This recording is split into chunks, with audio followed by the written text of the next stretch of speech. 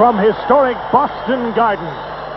Great rivals, the Boston Bruins and Montreal Canadiens, meet for the 580th time in the history of the National Hockey League. The Canadiens have opened the season 2-0, the Bruins 1-1. Both teams are decimated by injuries in many ways. It's like the Maine Mariners and a Sherbrooke meeting tonight.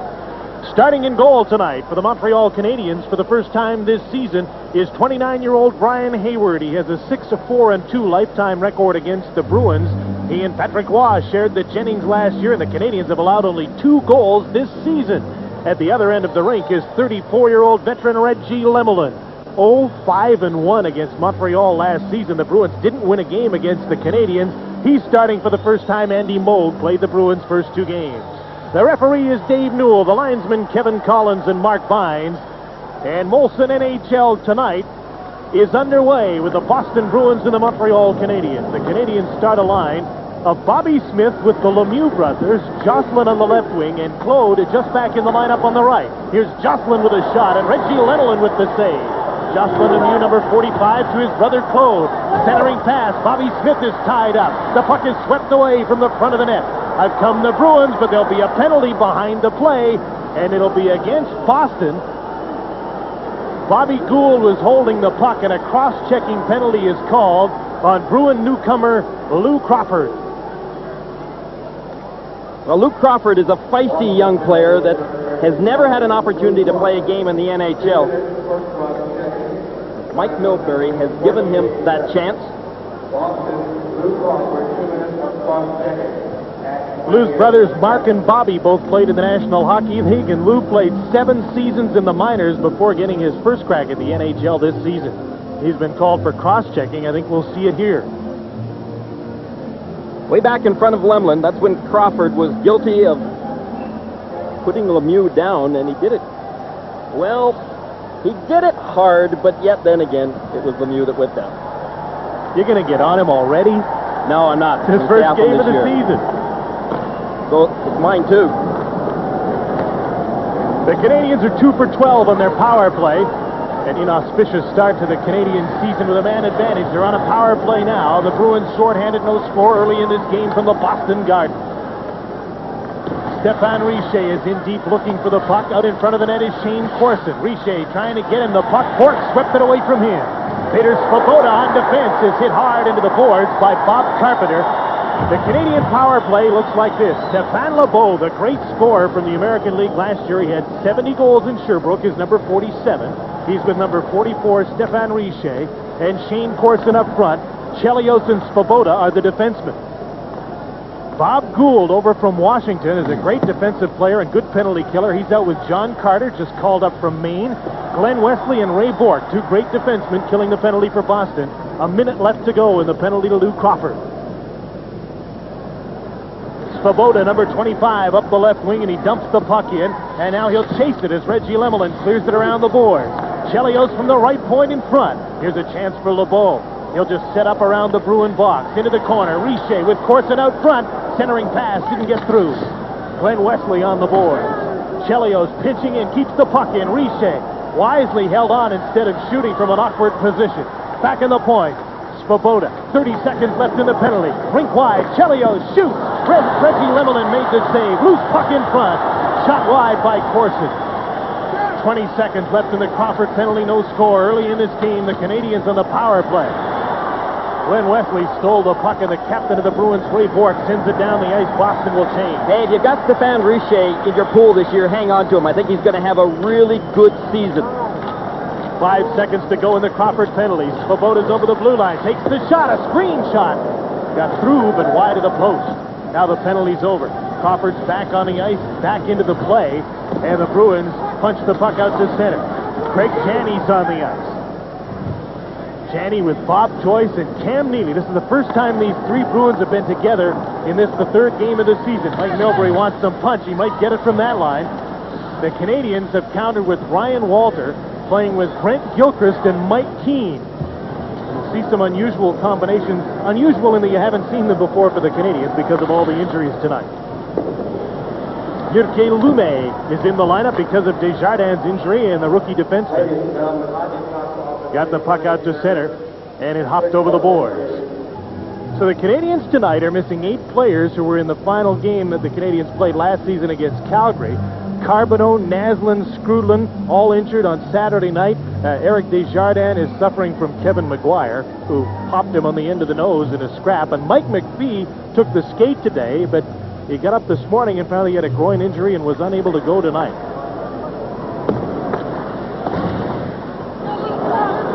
Lume on defense to Ryan Walter. Can't get by Janney, and Lume will go back the other way. Mike Keane takes a hit from Bob Joyce. Jim Weimer with a shot. And that was stopped. Neely's throwing his weight around, as Cam Neely always does, especially at home. Keane takes a hit from Weimer. I hope that's an indication of what kind of game it's going to be. Lume over the blue line, blasts one.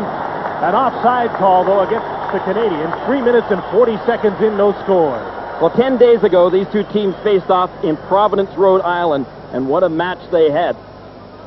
Cam Neely is out throwing his weight around pretty good tonight.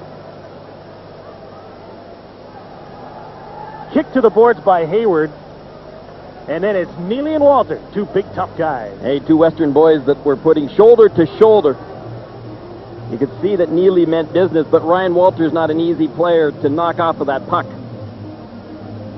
Cam Neely took some stitches when he was checked into the boards by Stéphane Richer. There was no penalty on the play, and Ray Bourque took it upon himself to get revenge for Neely's injury in that game in Providence, and he cross-checked Richer across the face and took a major and a game misconduct, and that's when all broke loose.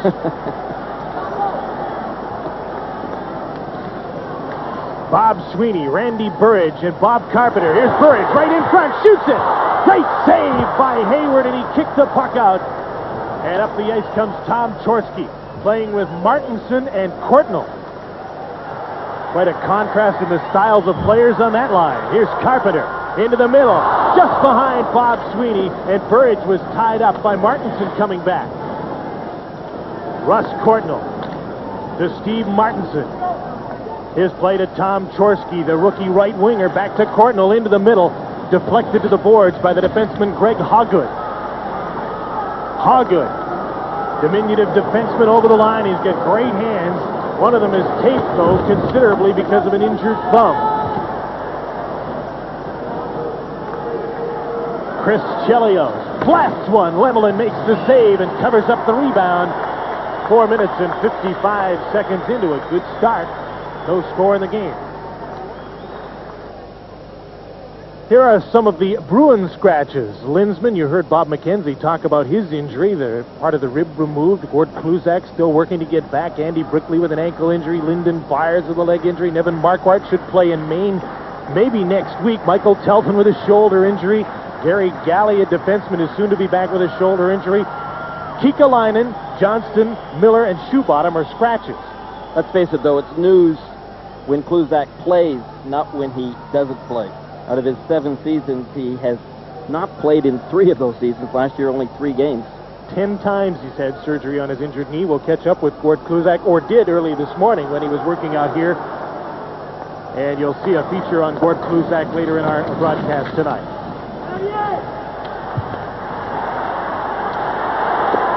Jocelyn Lemieux to his brother Claude.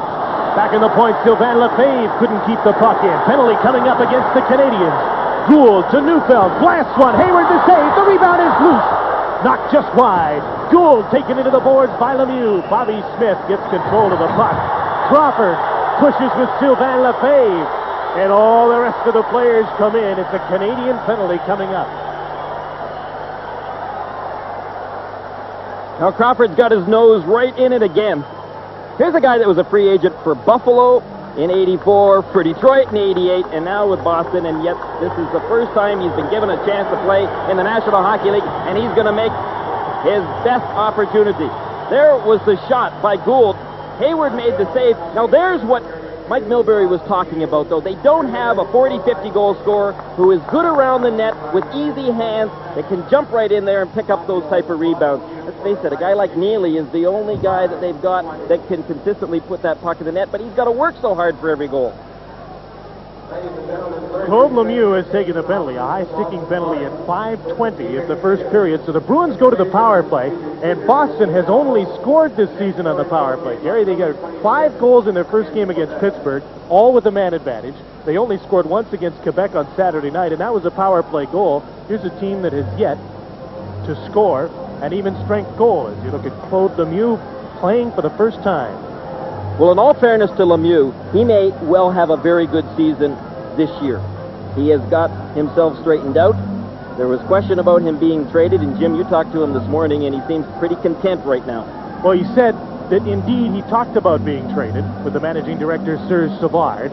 He said after the incidents of the playoff in Calgary when he was sat out for a game by Pat Burns, he went to the general manager and said, if I'm not going to play, if things aren't going to be better for me, maybe it would be better for me to go. But he also said, I'm from Montreal. I love it there. I want to play for the Canadiens. He said he's had meetings with Savard. He's had meetings with Pat Burns. So far, so good. He's quite happy to be back in the lineup, but he hadn't even skated with the team, let alone played an exhibition game until yesterday. Well, we joke about his dives, but Pat Burns needs Claude Lemieux playing well. He scored 29 goals for this team last year, and everyone thought he kind of had a bad year, but, I mean, it was only 2 less than he had the year before. They need him playing his typical style of disturbing game. The Bruins power play then goes to work. Cam Neely, Bob Carpenter, and Craig Janney are the forwards. Wesley and Bork are the defensemen. Wesley's in at the post. There's the pass. And it didn't quite get through to Glenn Wesley, who was positioned perfectly and all alone over at the post. Carpenter was out to take the face-off, and he'll take a lot of the big face-offs for Boston. Canadians have yet to allow a power play goal, but they've only allowed 2 goals so far. One to Hartford, one to Buffalo. 40 seconds gone in the penalty to Claude Lemieux. Craig Janney with Neely and Carpenter. Carpenter took Courtnall out. Neely took a hit from Chelios. Ludwig got the puck. Can't clear it by Glenn Wesley. Kept in by Janney. Chelios finds an outlet, sends the puck down the ice with less than a minute to go in the penalty to Lemieux. No score in the game. 13 and a half minutes to go in the first period. Ray Bork showed up in camp, fit, ready to go, and has really impressed his new coach with his attitude this season. I think he wants the Norris Trophy back. Puck was deflected out of play with 37 seconds to go in the penalty. That was rather surprising at Millbury when we asked him this morning, Jim, as to who was most impressive at training camp this year, and he picked a guy out like Bork, who you would expect would be impressive, but he said that it was because he got off to such a quick start and really came ready to play. Craig Janney could have a great season. He is one player, if they're looking for more offense, will be an integral part of this team. Well, you see how much they think of him. He's got that A on his sweater this year, and they're expecting some leadership from him. Mike Millbury really thinks that this guy has got some great potential in the National Hockey League. Raymond Bork. Ryan Walter checked in. Walter, along with Gilchrist, Ludwig, and Chelios, are killing the penalty. Now it's Burridge up front with Sweeney and Peter Juris. Picked up as a free agent. Bork takes the shot, hit his skate, and went to the corner. 15 seconds left in the Canadiens' penalty.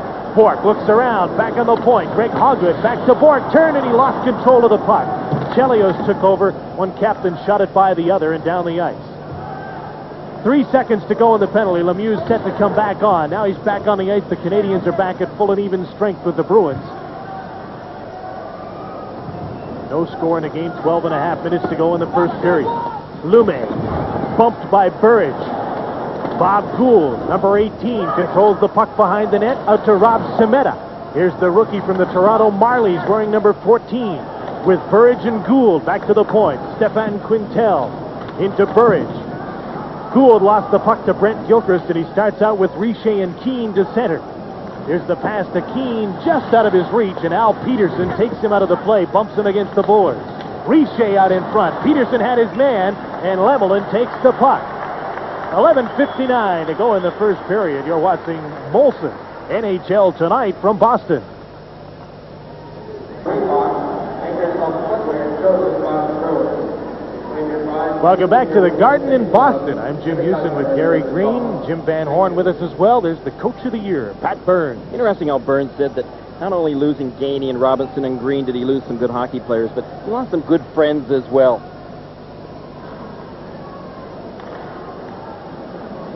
Bruins win a draw in their own zone. He's lost an awful lot of experience off this team. If you count up the injuries and the players who've left this team from last season, Pat Burns is in this game tonight with 4,958 games of NHL experience gone from last season. Almost 5,000 games experience gone. That's including the players that are injured. Well, he misses a guy like Bob Gainey because Gainey, who didn't say a lot in the dressing room, came regularly to do his job, and every player in the dressing room knew that he was that type of player. But in Robinson and Green, he lost two players who had the abilities to kind of, well, almost solidify the dressing room at times when there was a lot of pressure. Both Green and Robinson had the abilities to kind of break the guys up at times, get them to laugh, have a few sarcastic comments that brought them back to reality. Bruins win another draw and start out again after an icing call. Cam Neely with Janney. Hard shot by Neely. Oh, what a good blast just wide of the net. Neely's back out with Janney and Joyce. Al Peterson and Stefan Quintel are the defensemen. Lume and J.J. Daniel back for the Canadiens. Here's Janney trying to center the puck. Corson went down behind the net. J.J. Daniel to Corson. His pass to Richer. Stéphane Lebeau is with him. Poke check to the line by Jim Weimer, just called up from Maine. 3 players were called up today. Weimer, John Carter, and Ray Neufeld. Some experimenting going on in Boston. They're looking for more offense. Don't know how much they're going to get from Jim Weimer, but he's a steady blue line.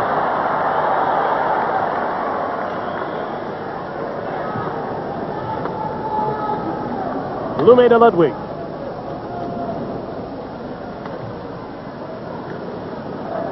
When in doubt, give it back to the veteran. That's what Lume did, and Ludwig took care of it. Got the puck out to center. Shot back in by the Bruins. Hayward will have to play it quickly with Burridge coming in on him. Lume looks up, takes a hit, but made the play. Tom Chorsky in over the blue line, number 31, to Courtnall. Shoots it along the ice and just wide. 10:15 to play in the first period. No score as Bobby Carpenter goes in over the blue line with Burridge. Burridge with the shot. Bounces out in front. Hayward's looking for it. Can't get a hold of the puck. Swept their way to the line. Bork blast. Blocked in front of the net. Burridge is after it. Sweeney comes up with a puck. Great action in front of the net, but the Bruins couldn't put it in. Here's Bork into the middle. Shoots it. Great save by Hayward. He kicked out his left leg and made a dandy. Here's Martinson to center. Turned back again by the Bruins. Carpenter dumps the puck to the corner. Boston's in the midst of a line change as Chelios is knocked down by Peter Juris. Juris, Carter, and Gould are the Bruin forwards against Chorsky, Courtnall, and Martinson. Here's John Carter cutting to the middle. Tried to drop it off and couldn't. Now he gets it back to Greg Hoggood. Weak backhander. Carter steps up.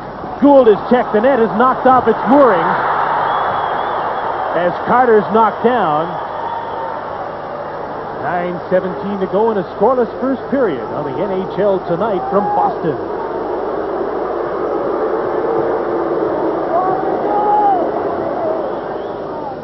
Well, the Bruins had a couple of good scoring opportunities. Once again, they are foiled in front of Brian Hayward. You can see them battling away for the puck. Look at Ludwig was on his knees and was able to get that puck. He thought out originally. He was flopping around there pretty good. Burridge was hammering away at. Bobby Carpenter was in front of the net. That's exactly where Milbury would like to have Carpenter parked, right in front of the net. He's about the only guy out there right now that has got the hands to be able to put that puck in the net quickly. Hey, Greener, 2 first-class kick saves, one by Ludwig and one by Hayward.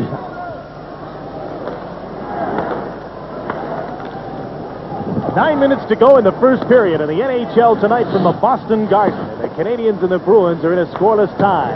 Glenn Wesley with a high shot that was knocked down in front of the Canadiens' net. Shots on goal are 9-4 for the Bruins at this point. Both teams have had a power play. Unsuccessful power plays at that. Penalty coming up here against the Canadiens as the Bruins carry the puck to center. Greg Hoggood pushed by Chelios, who lost his balance.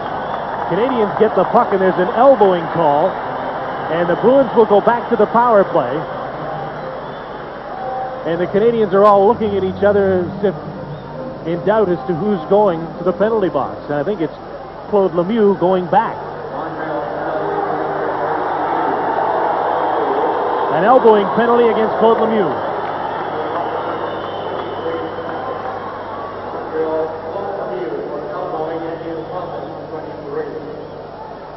Well, there's the elbow. Lemieux got it up, but the guy he got it up against wasn't too tall.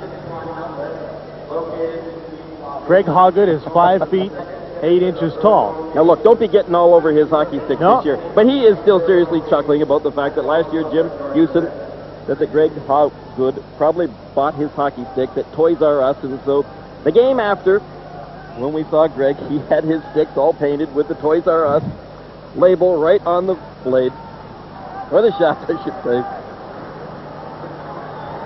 Greg took the elbow, and Lemieux took the penalty. The Bruins 0 for 1 on the power play. Go to work with Carpenter out to take the face-off again. Out with Janney and Neely, Bourque and Wesley. Cam Neely thought he might get to the net. Now he turns back to Carpenter, into Janney behind the net. Carpenter goes to the front of the net, now in behind it. Neely's parked in front, scores! Cam Neely.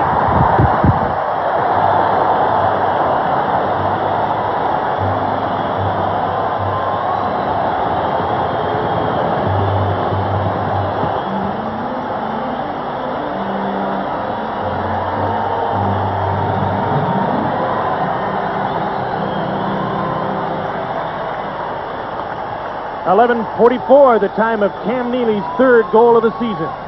Watch Neely in front. He's pretty difficult to move, but you don't have to worry about moving him, folks. All you've got to do is control that stick of his. When he gets possession of the puck, when he got that pass from Janney, he had plenty of time. He didn't need it, though. Watch how quickly he released it. He got that puck on his blade of his stick, and no sooner did he get it than he released it. Hayward didn't have a chance. A power play goal that gives the Bruins a 1-0 lead. Janney and Bourque draw the assist. And the Bruins still haven't scored an even strength goal. But they're ahead 1-0. That'll make the 37-year-old new head coach of this team, Mike Milbury, pretty happy. His team's out front 1-0. He'll just take the goals right now any way that he can get them, whether they're even strength or power play. They're heading on a pretty tough road trip when you consider the fact they've got 6 games coming up. Montreal, Edmonton, Vancouver, Los Angeles, back to Edmonton, and then to Calgary. Boy, is he going to see what his players are made of. And the people who are in Boston are going to see the circus. That's why the Bruins are going on the road. Here's Bob Sweeney for the Bruins to the front of the net. Hauled down from behind. Lume did a pretty good job on him. Didn't draw a penalty, though. The puck is held against the side of the net by Jean-Jacques Daigneault. There's 7:51 to play in the first period. Brian Hayward had an injury in training camp, a groin injury, so he didn't play as much as he would have liked.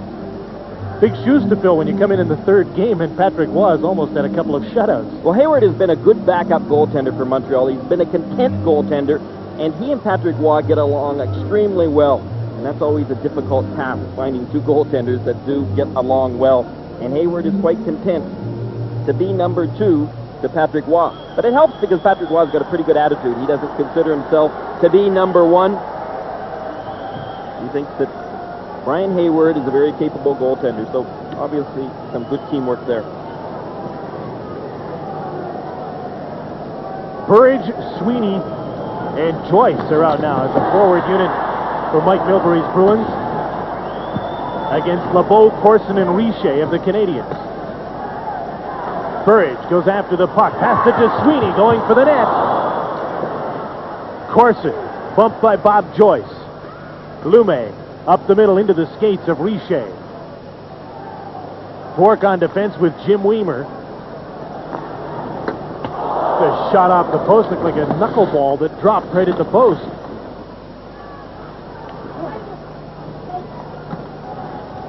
Stéphane LeBeau took a bump. Burridge took the puck. Lume has him tied up. Rob Semeta is in there, as is Shane Corson. A hush comes over the building. Perhaps they're content with a 1-0 lead, but they shouldn't be. Less than 7 minutes to go in this first period as Randy Burridge turns and heads up ice. Flipped in the air and knocked out of the air by Richer. Semeta's after the puck. An offside call against Boston. Well, you can see that coming.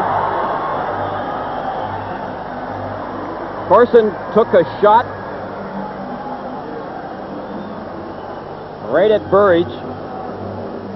And Lou Crawford stepped into the rescue.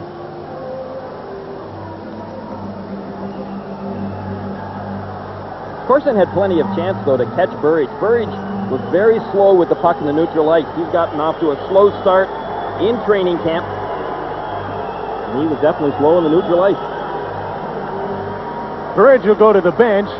Crawford and Corson will go to the penalty box, with wrestling penalties coming up in the NHL tonight. Well, Burridge was just battling for that puck. He had his head down very low, and that's when Corson decided to give his head a little bit of a nudge. He gets it for cross-checking. And Crawford gets 2 for roughing. So coincident minor penalties at 13-16 of this first period. We're talking about Burridge. Burridge had 31 goals last year, really cut down his penalty minutes again in comparison to the year before, so stuck to really putting that puck in the net. He hasn't been very impressive in this early going, and the Bruins sure can't afford to have him not repeat a 30-goal season. They started him on a line with Janney and Neely, but that only lasted for 1 game. John Carter's number 31, pinned to the boards by Craig Ludwig. And the fans are steamed as Carter went down to the ice. Chorsky dumped the puck in. He and Corson are chasing after it. Ryan Walters on the ice with them. Back the other way come the Bruins. Carter dumps the puck in. Carpenter's on the ice. Quintel to Carter with Semeta and Carpenter up front. Svoboda ran his man into the boards. Semeta in after Ludwig. Gave him a light bump. Quintel pinching it in the right side. The centering pass too hard for Semeta to handle. Janney from the point. Faked the shot. Nice play by Chorsky, who went down on the fake shot but managed to get his man anyway. Wouldn't let Janney get by him on the board. Tom Chorsky is a 23-year-old rookie out of the University of Minnesota. Here's Janney forcing a turnover. Tried to pass it off Courtnall's stick. Neely to Janney. Neely goes to the front of the net. Won't get the 2-footer this time. Hoggood blasts one. Nice save by Hayward. And the rebound is cleared to the sideboards. You see how Janney really likes to use that behind the net. It gives him an opportunity to be protected from the goal net, and Neely looks for him there. Janney, Joyce, and Neely out against Richer, Keane, and Gilchrist right now.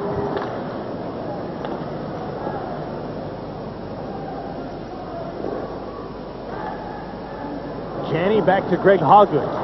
Joyce was knocked down by Richer in the neutral zone, but gets up and is after the puck.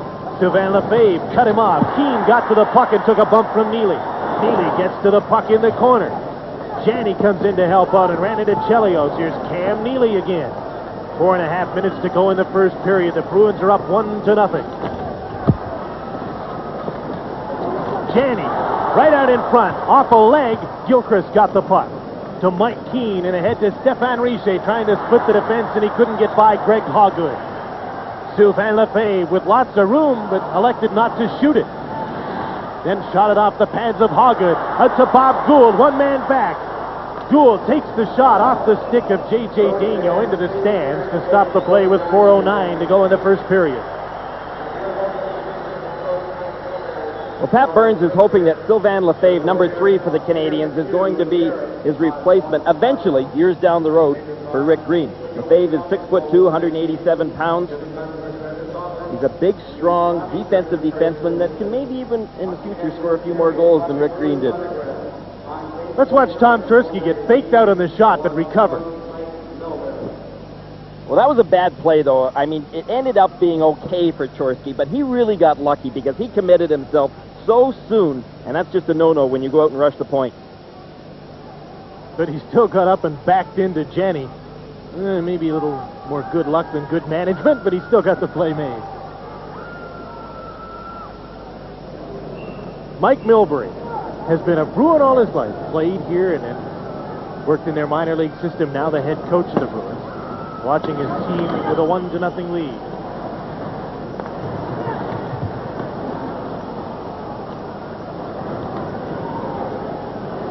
Jocelyn Lemieux with Claude Lemieux and Bobby Smith in over the blue line for the Canadiens. Jim Weimer keeps his head up as he moves the puck to John Carter, who was bumped, but he made the play.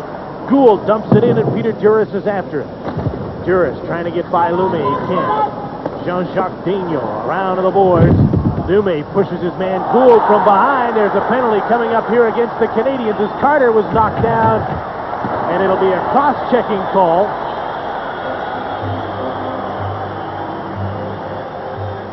Jean-Jacques Daigneault hit John Carter and will get a cross-checking penalty for knocking him down. Well, I think Pat Burns was holding his breath when he put J.J. Daigneault out there and Jyrki Lume back in their own end zone, because that line of Carter's, even though it's a fourth line, they can put some pretty good pressure on. And that's where Lume and Daigneault get into some problems. There you could see the cross-check. Carter went down, and Daigneault is going to the penalty box. Again, it wasn't the biggest guy in the world that he hit and pushed down. And if that had been Cam Neely, he may not have fallen. Nonetheless, it's a penalty to JJ, and the Bruins are back on the power play.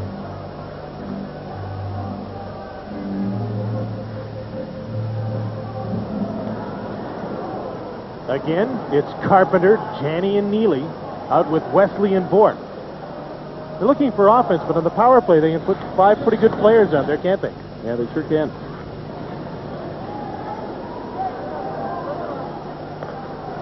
Chorsky and Ryan Walter, forwards killing the penalty with Chelios and Ludwig of the Canadiens. Chelios takes his time to Chorsky and then down the ice. That's pretty dependent, though, on Bobby Carpenter having a better offensive year than he's had in the past few. I think they still look back to that 84-85 season for Bobby Carpenter where he scored over 50 goals and expect him to do the same. That's not going to happen. Nobody'd be happy with 30.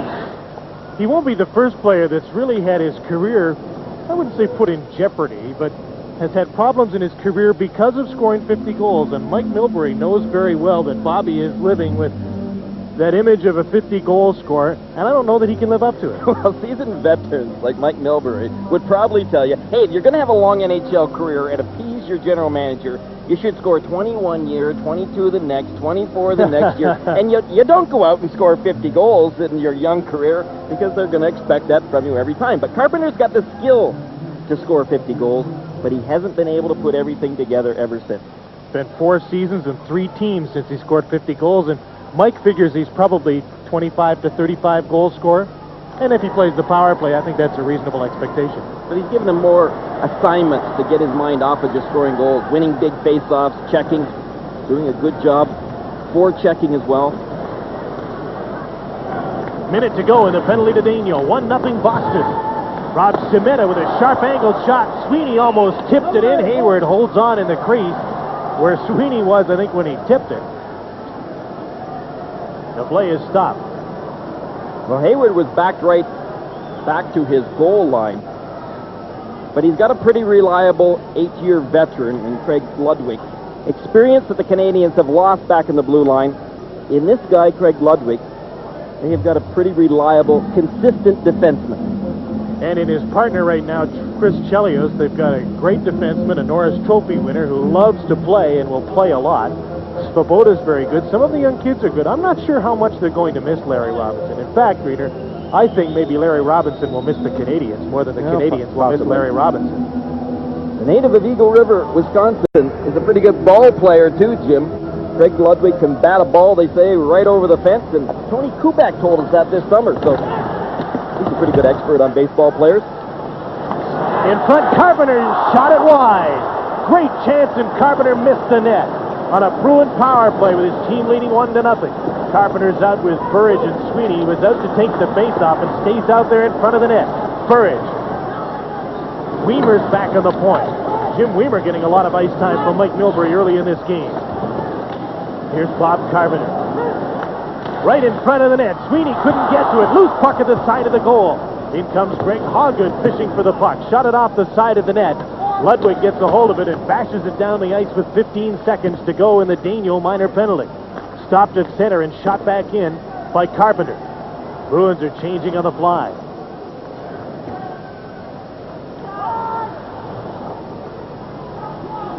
Chelios kills some time on the clock, then shot it to the Bruin bench where there were probably too many players on the ice as it hit some of those going off.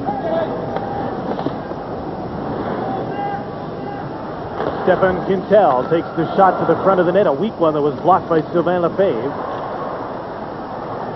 Penalties over. Daniel out of the box, and it raced straight over to the Canadiens bench for a change.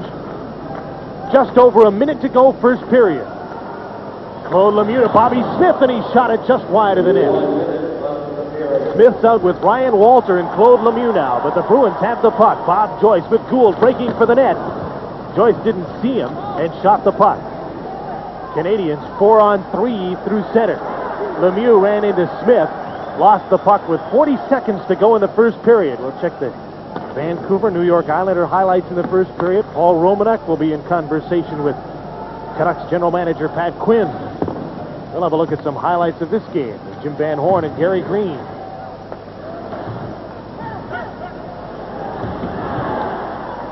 Big Al Peterson took a run at Lemieux, banged him against the boards. Jocelyn Lemieux working for the puck in behind the net. Janney comes up with it. Neely's breaking up the ice. There's the pass to Burridge over the blue line. Drop pass for Janney. Holds up to Neely. Shoots it. Blocked. What a great play by Daniel, and he's hurt. There's a shot. They score. Randy Burridge. And he's hurt. All this with 3 seconds to go. Now Smith and Bourque are pushing and shoving. Well, Burridge is cut in the face, and the Bruins seem to want to get after Svoboda.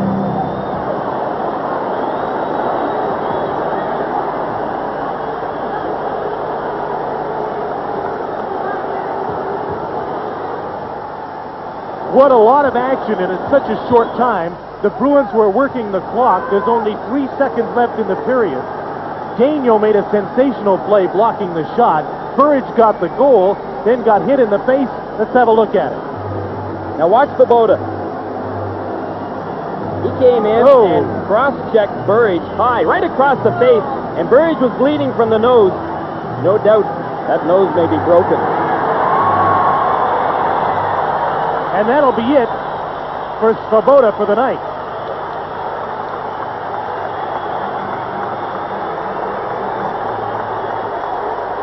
He's likely to get a major in the accompanying game misconduct, and the already injury-riddled Canadiens will lose one of their top defensemen. Peter Svoboda isn't exactly a player that stays out of the penalty box. I mean, he had 147 minutes in penalties last year, a lot of them stick penalties, and here is one that could be very costly tonight for the Canadiens. What a fearless play by Daniel to block the shot by Neely, and he was hurt. But what happened then was when Daniel went down is that totally committed another Montreal Canadiens player, so the Canadiens were playing shorthanded. And Svoboda was way off into the corner. He came in late. Hayward didn't have a lot of protection in front. The puck was in the net by the time that Svoboda hit Burridge. So you had your two defensemen, one that was laying flat on the ice, and Svoboda that was right out of the play.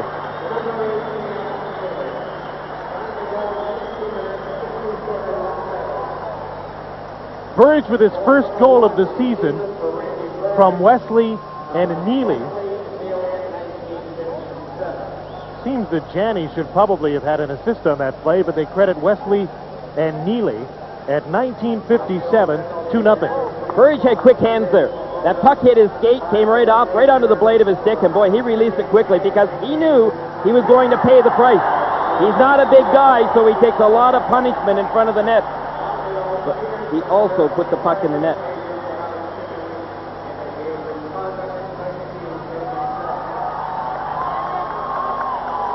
Chelios speaks with Dave Newell, the referee. Svoboda has been given a high sticking major and the accompanying game misconduct in 1957.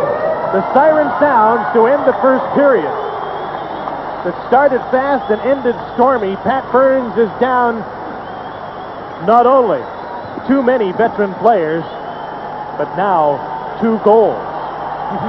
The night is young. 2-0 Boston. We'll be back with more on the NHL Tonight from the Boston Garden.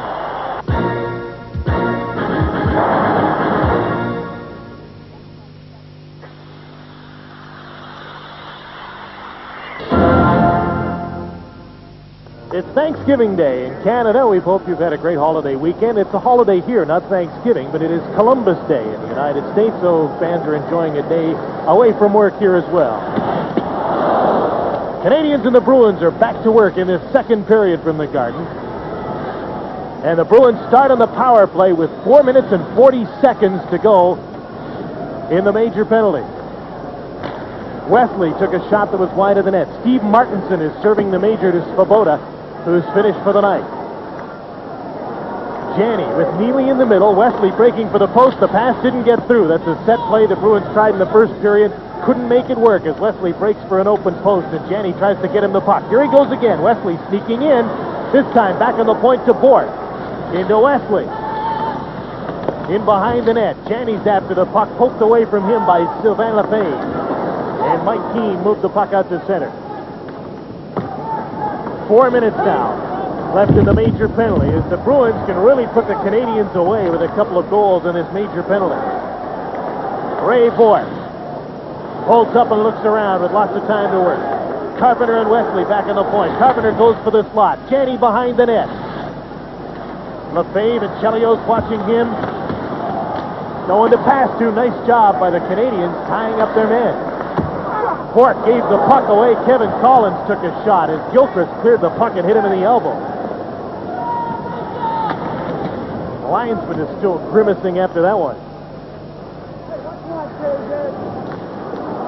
Ooh, Bob Sweeney could have been blindsided by Gilchrist. Instead, he just broke his stick.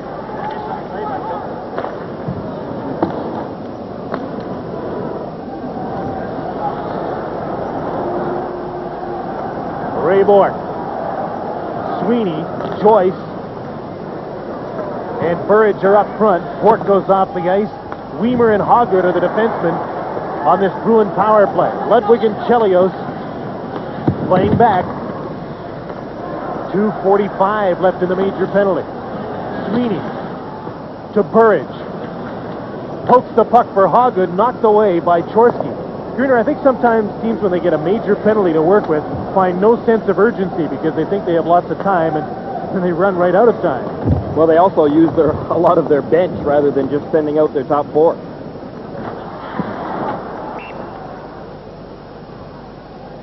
.224 left in the penalty. 2-0 Boston. Works both ways, Jim. When you're killing it off, your 4 guys have a chance to really get used to what's happening out there and to be able to continue to change every 45 seconds. And likewise for the Bruins right now, is trying to get something going, and it's not as if it's desperation, but it's ticking away pretty quickly. Every time we've had a look at Mike Milbury tonight, he's moving and he's talking. He'll never gain any weight in this profession. He's always moving. Very animated behind the bench. He's a good communicator, and he's probably the most vocal coach since Don Cherry behind the Bruins bench.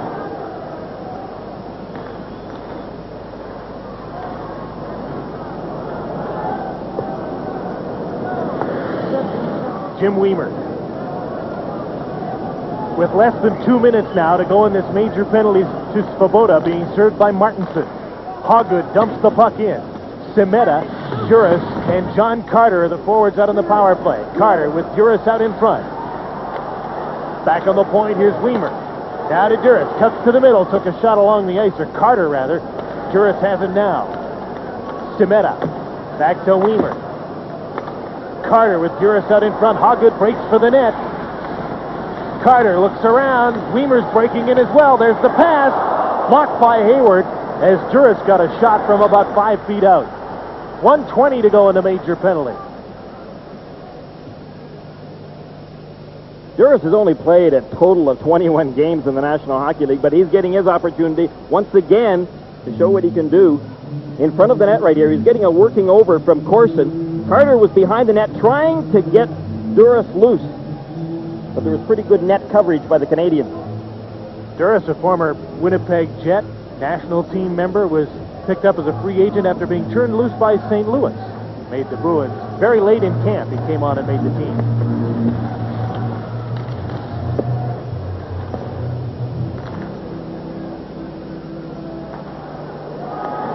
The A-team's back on the ice now. Carpenter with Janney and Neely. A drop pass for Wesley. Bork is out of the ice as well. Chelios is back out on the ice after a brief rest for the Canadiens. One short rest in this power play for Chelios, and he got right back out there. Wesley, after the puck, gets it off the board. Carpenter's in front. Over to Bork. Fakes the shot. Janney couldn't handle a bouncing puck. Carpenter with Neely parked in front of the net. 40 seconds left in the major penalty. Back on the point, the puck hopped away from Ray Bork, and the Bruins are running out of time on this major penalty to Svoboda, and really haven't had any great opportunities. Juris' 5-foot shot is about the best one. 15 and a half minutes to play in the second period. 2-0 Bruins. Wesley keeps the puck in, and a penalty is called for boarding by Dave Newell as the puck came out to the point. It's a Bruin penalty. So much for the power play. It had only 16 seconds left in it, but when the Canadiens serve this 16 seconds, or Martinson does, then Montreal will go to the power play. Well, Milbury wants Carpenter playing aggressively. He says that that's the way that Bobby Carpenter is going to get his game back, is when he's playing with intensity, when he's playing with aggressiveness. He doesn't mean sitting in the penalty box. Carpenter's picked up a boarding penalty. Carpenter, they're hoping, comes back to Boston, where he's from. He left a long time ago when we drafted him in Washington. A boarding call. The referees are really going to clamp down on boarding this year. In fact, there can be a 2-minute boarding penalty. There can be a 5-minute boarding penalty with no game misconduct. But if a player is injured, knocked from behind into the boards and hurts his face, gets a cut in the head, then there can be a 5-minute major for boarding and a game misconduct, just like the other stick infraction penalties and suspensions if you gain 2 of them. You're going to clamp down on the hitting from behind into the boards. Penalties over. Martinson's on the ice. The Canadiens now have a man advantage. Did a nice job of stopping the Bruins for 5 minutes. And here's Stefan Richer. Tried to go outside in on Bork. And Bork just got a skate on the puck. That would have been a beauty, wouldn't it? He forgot he was up against a Norris Trophy winner, a former Norris Trophy winner. Tough shift for Bob Gould. Lost his stick, then got hit by a pass from Ray Bork. Might want to rethink this, and I think he's going back to the bench to do just that. Corson, LeBeau, and Richer forming the Canadian power play, with Chelios, who never seems to leave the ice, and Sylvain Lefebvre. With the money they're paying Chelios now, I don't think he will leave the ice too much this year, Jim. Just to collect the checks. 50 seconds to go in the penalty to Carpenter. Lefebvre with a shot, kicked out by Reggie Lemelin. Back in the point to Lefebvre once again. Into the corner. Richer got a pass from LeBeau, but was checked, and here's Bob Sweeney with John Carter through center. They're the penalty killers for the Bruins. They dump the puck in. Now 30 seconds left to go in the Carpenter minor penalty. 2-0 Boston. The Canadiens on their second power play, 0 for 1 in this game.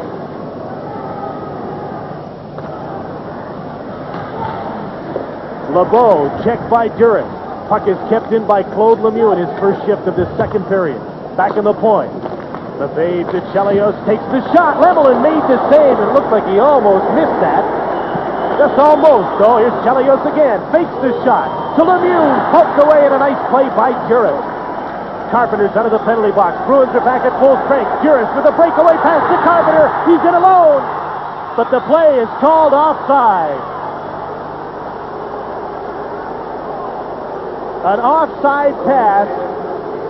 Juris just let go of the puck too soon. 2-0 Boston. Well, the play started way back in the Bruins end zone, over to your right. Now watch, Durst is coming out. He sees that Carpenter's out of the penalty box, but he doesn't take that extra couple of strides to get up to the blue line before he hits Carpenter with that long pass. Otherwise, Carpenter was gone. Good call by Kevin Collins. The position of the skate, the key item in the calling of that play, and it was clear that Carpenter was just over the center ice line before the puck. 2-0 Boston. 12:40 to play, second period. On that play, Carpenter was as guilty as Duraso. They were both too anxious. Carpenter had enough time to come straight across that red line. He was still back in behind the defense, enough to be able to get that pass from Duras. But you can see the puck was also deflected, but that didn't matter. Hey, Greener, I think that it's incumbent upon Duras to take a couple extra strides, because Carpenter, if he came back, might run right into Chelios to be taken out of the play. And if he does come back, Reggie made a save on Chelios. If Carpenter had have come back, then he wouldn't have had enough speed to go in on a breakaway. Chelios would have caught him there. Okay, Roger. Not likely I'll get a job coaching the Rangers. You never know. Claude Lemieux with Bobby Smith and Jocelyn Lemieux. Bobby Smith's shot right along the ice and wide of the net. Roger got one. You gonna get on him even though he's not here? I know he's watching, Jim. For those of you who are new viewers, Roger Nielsen is a graduate of the NHL tonight and is now coaching the New York Rangers. Couldn't get a coaching job, so you and I worked with him for a couple of years and got his head all back together again. And we haven't filled his position, fully expecting he may be back by Christmas. Oh, low blow. Just kidding.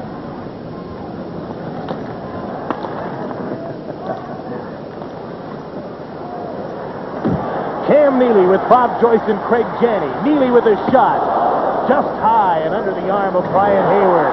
Good hit by Neely, who's thrown a few of them tonight. That time he hit Jocelyn Lemieux. Bobby Smith taken out of the play by Glenn Wesley and pinned to the board. Joyce and Keane bump.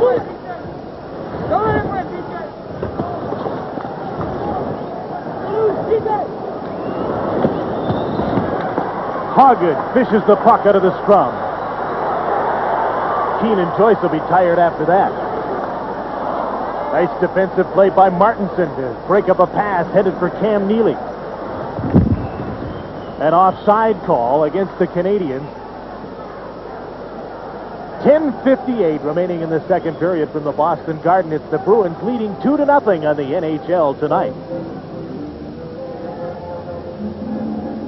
Jim, the rink boards in Boston Garden just wouldn't sound the same, would they? Without Cam Neely in the lineup? Jocelyn Lemieux took that thump. And every time that Neely smashes someone against those rink boards, the fans here in Boston Garden go a little wilder than they already are. Neely has lots of hits. He has a point tonight. The Bruins lead 2-0. Neely has 2 points with the goal and the assist. Burridge has the other Boston goal. Bob Sweeney with Burridge and Carpenter over the blue line. Courtnall trying to get the puck away from Burridge. His weak backhander was kicked away by Hayward. Fort kept the puck into the point. Sweeney spun around, but he got loose. Now Courtnall in to pick up the puck. He's playing with Brian Walter and Tom Chorsky. Russ Courtnall gave the puck away to Carpenter, to Burridge. Given right back to the Canadiens, but here's Sweeney with a shot. Hayward to save. The rebound. Burridge couldn't get there in time to shoot. Chelios recovered, got his stick on the puck. Gould is spun around and knocked down in a tangle with Brian Walter. Chelios fakes the shot, tries to go outside on Weimer. Weimer takes his man to the boards. Chorsky gets the puck. Brian Walter now. Chelios in front. Ludwig pinches in to keep the puck in, and Chelios goes to the bench for a rare rest. Burridge takes a bounce off the glass and almost took a belt from Lume. Port to Duras. Ludwig back to break up the play. 9.5 minutes to go. Second period of the Garden in Boston. 2-0 Bruins.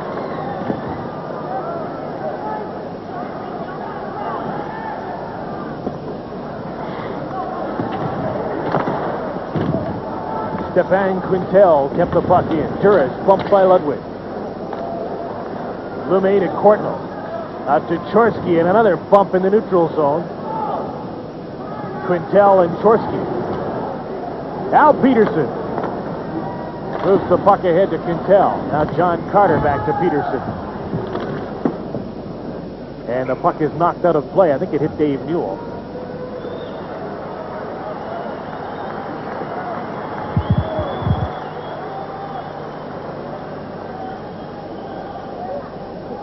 Never walked through Boston Garden in an intermission after one of their favorite players has just been kabonged out in the ice as Burridge was at the end of the first period?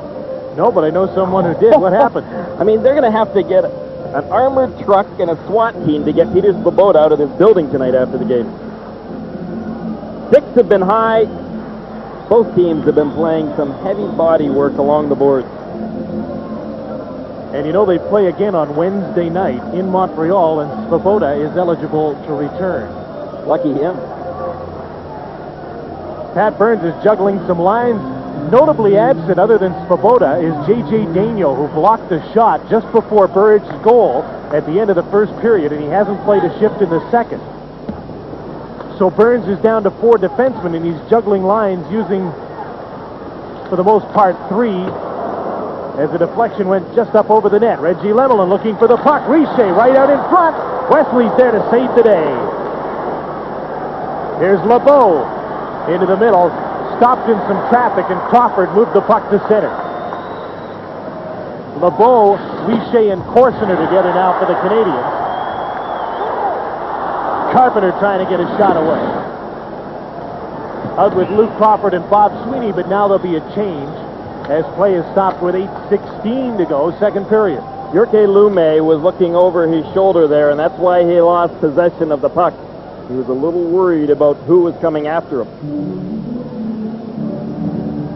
Luke Crawford, part of the reason that he spent 7 years in the minors and never made the National Hockey League is that until last year when he scored 23 goals in Adirondack, he never scored more than 15 goals in a season in junior or in pro hockey. But his penalty minutes went down last year and his goal total went up.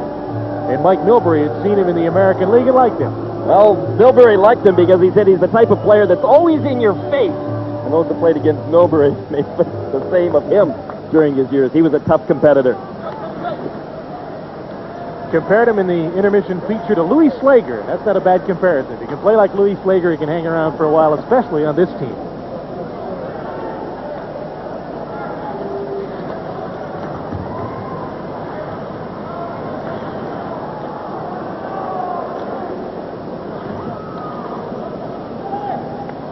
Janney, Joyce, and Neely back out for the Bruins. Keane, Martinson, and Gilchrist playing together for the Canadiens. His pace has slowed down just a bit in the second period, particularly after a power play that went each way. But the Canadiens killed off a 5-minute major to Svoboda, who's out for the night after high-sticking Burridge. So they're very much in this game down 2-0. The Bruins had a chance to bury them and couldn't do it with their power play. Martinson and Quintel bump in the corner. Cam Neely will step it up and go from his blue line. Ahead to Quintel. Snaps one over the net. In after the puck, Joyce and Ludwig. You'll never get a face-off that way anymore in this league. You got to move it. Chris Chelios dumps the puck in behind the net. Centering pass by Keane didn't get out front. Jocelyn Lemieux to Gilchrist. Janney checks Gilchrist. Keane to Gilchrist. He's still checked by Janney, but gets loose. The backhand shot. Nice save by Lemelin. A rebound and a great save in the crease by Jim Weimer. Now a Canadiens penalty. Chelios fired the puck when the whistle blew and right at Weimer. And Weimer was right in the face of Chelios, who schemed about the penalty call.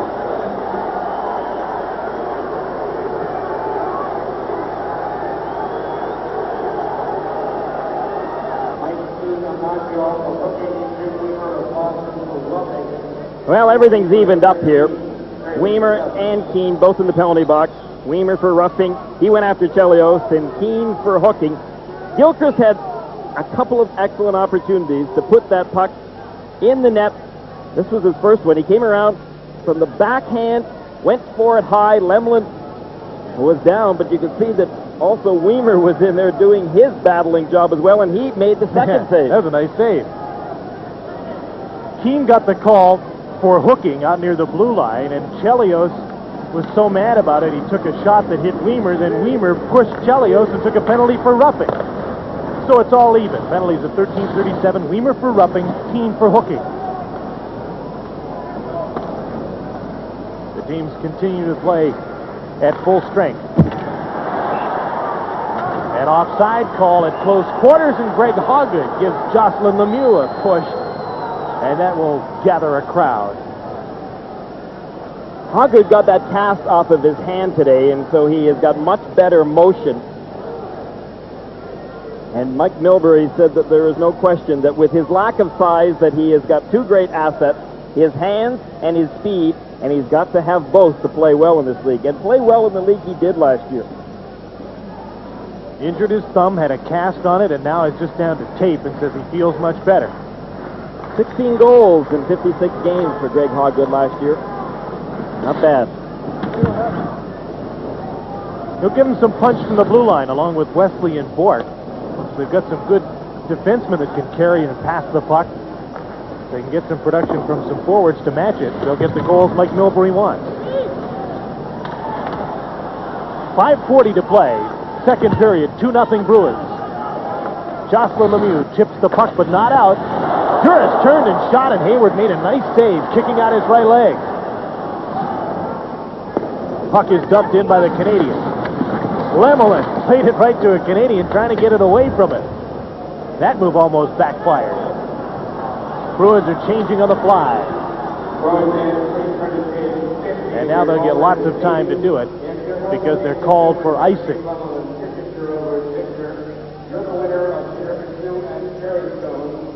Puck off the boards, and a rather innocent shot originally.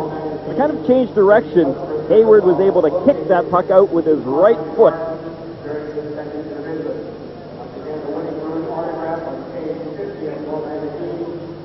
Hayward's playing his first game of the season tonight. Patrick Roy played the first two. Russ Courtnall with a shot. A weak one. Lemelin kicked it out, and Walter couldn't get the rebound. Pass from Courtnall to Chelios didn't get through. Here's a 3-on-2 for the Bruins. Janney over the line with Crawford and Sameta going for the net. Back to Quintel. His shot tipped in front, and Hayward knocked it away. Sameta. Lou Crawford gets the puck, and there's a Bruin penalty coming up. Sylvain Lefebvre is down on the ice. Already Pat Burns is down to 4 defensemen. Another one is lying on the ice hurt, and a Bruin penalty is coming up on the play.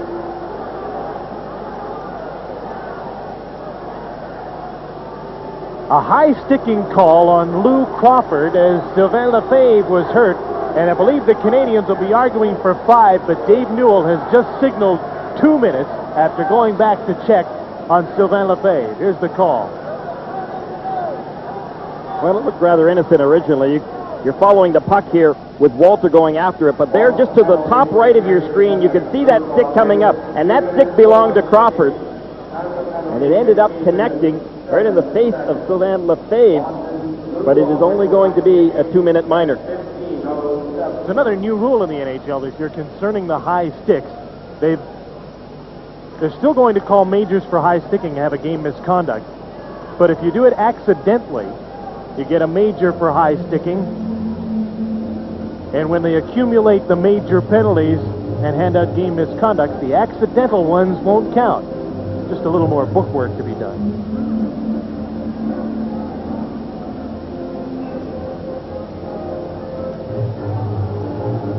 Nothing accidental about the high stick that Peter Svoboda handed out at Randy Burridge tonight. He's missing for Pat Burns. Mike Milbury now loses Luke Crawford for 2 minutes at 15:07 of the second period. 2 minutes for high sticking.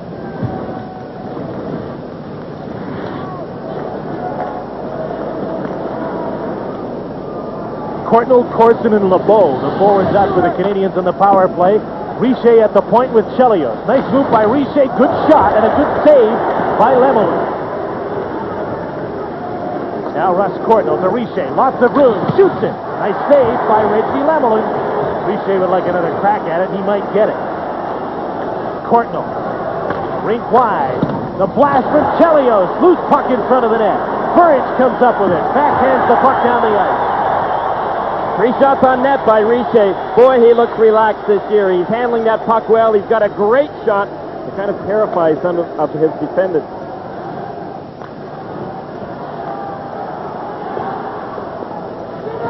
Shane Corson. To Russ Courtnall. LeBeau parked at the side of the net. Richer to Chelios. To Corson. Can't get the shot away. He's in behind the net. Courtnall's out in front. LeBeau back to Corson. 40 seconds, 45 seconds left in the penalty. Richer flips the puck to the corner. LeBeau. Now Courtnall with LeBeau going for the front of the net. Russ Courtnall back in the point. Chelios over to Richer. Takes the shot, but it was blocked by Duel. 25 seconds left in the penalty. Duel just about got hit, and that puck hammered down the ice. And out of play. The minor penalties to Weimer and Keane have expired. They come back on the ice, 25 seconds to go in the penalty to Luke Crawford.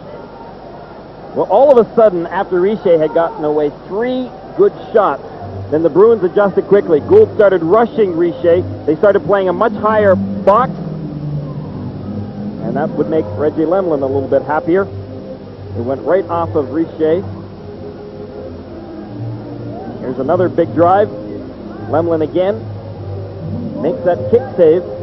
Richer is blasting that puck away, and that makes Pat Burns happy. Burns spent a little bit of time with Richer this summer. He's known the kid for a long time. And I think when it all came down to it is that Richer decided to come into this season not worrying about blaming anyone else, but just worrying about playing hockey and having some fun doing it. Boy, he sure looks as though he is having fun. 2-0 Bruins. 15 seconds left in the penalty to Luke Crawford as the Canadiens gain the blue line. Jyrki Lumme, number 20, holds up as his players set up. To the front of the net. Knocked away by Jocelyn Lemieux as he tried to get a hold of it. Crawford's back on the ice, getting back in the play. Bruins are back at full strength.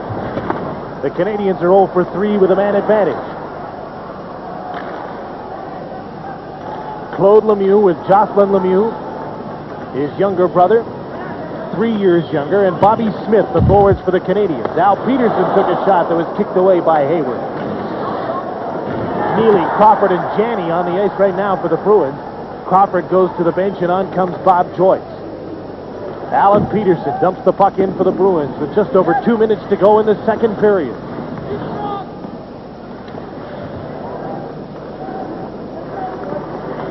Janney and Neely ran into each other. Jocelyn Lemieux got the puck, and it was in the skates of the referee. Janney comes back. Tipped up. No call as Ludwig threw his arms in the air, having lost his stick. Claude Lemieux, poke check to the blue line by Glenn Wesley. Up to Craig Janney. Joyce moving into the left wing. Wesley goes for the net. There's the pass to Joyce. He shoots it off a stick and over the net. Bobby Smith got his stick on it. 1:40 to play, second period, 2-0 Boston. Richer knocked down, almost gave it away. Sweeney was able to keep the puck in.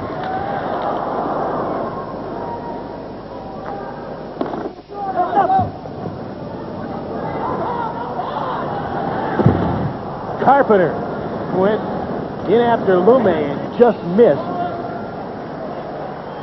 And the puck is held by Brian Hayward. That stops play with 1 minute and 14 seconds to go.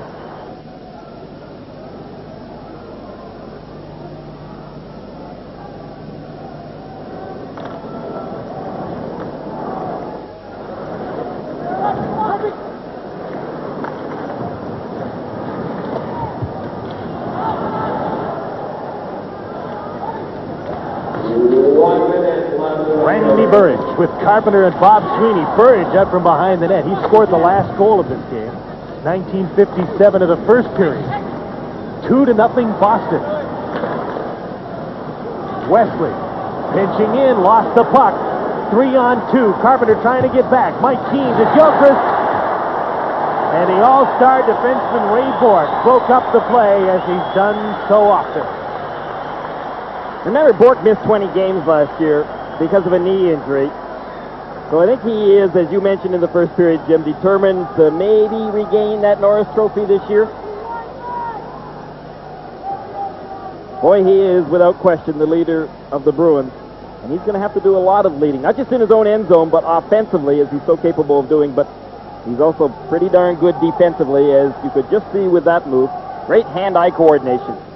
Wesley and Carpenter coming back, in effect, made that a 3-on-3 by the time Bourque broke up the play.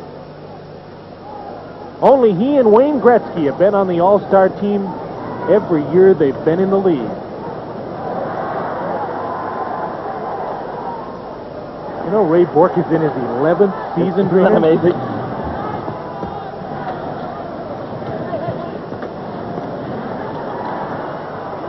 Here he is with the puck at the right point. Keeps it in with 15 seconds to go in the second period.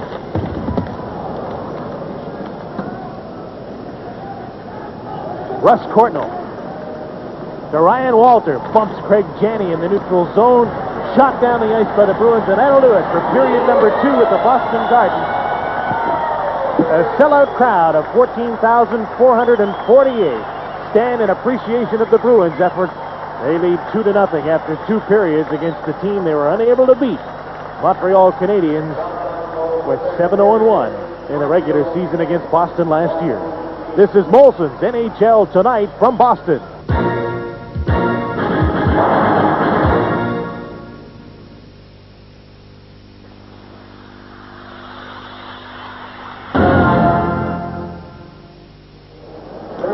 Cam Neely and Randy Burridge scored for the Boston Bruins in the first period of this Thanksgiving Day matchup in Boston. And that was for the last goal scored in this game. None scored in the second period despite power plays for each team. 10-8, the Canadiens outshot Boston on the strength of 2 power plays and 4 shots on the last one. And so the 2-period totals are 23-18 favoring the Boston Bruins. They lead 2-0, trying to win in their first meeting of this season against the Canadiens. Montreal, if you joined us late, started this game without Guy Carbonneau as a knee injury, Brian Skrudlin out with an ankle injury, Mats Naslund with a shoulder injury, Donald Dufresne with a shoulder injury, Mike McPhee with a groin injury, Eric Desjardins came up with an injury just prior to this game after being in a fight and hurt on Saturday night. And in this game, Pat Burns has lost J.J. Daigneault, who was hit by a Cam Neely shot in the first period, and Peter Svoboda to a high-sticking major in the subsequent game misconduct. 8 players who would be regulars on the Montreal Canadiens are not available to Pat Burns, and he's down 2-0. I suppose he should feel fortunate that he's in this game at all.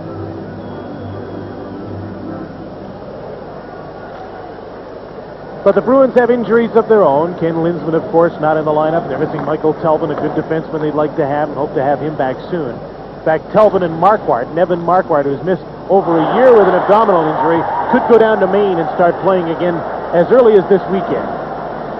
Good hit by Bob Carpenter to set the tempo for this third period of play that's underway from the Garden.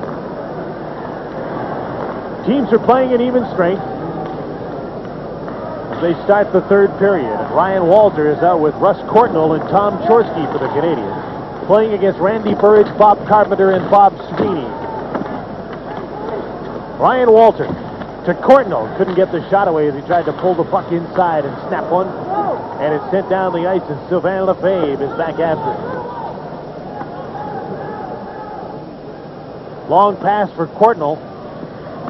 There would have been 2 lines and offside. Instead, it's icing. Well, this is the type of game, though, that the Montreal Canadiens, so often when they get themselves into, they can't get themselves back out. Down by a couple of goals. Now they've got to be able to turn that offense on. Carpenter on Chelios. And another good hit. There's been a string of them in this game. And there's Bob smiling about it.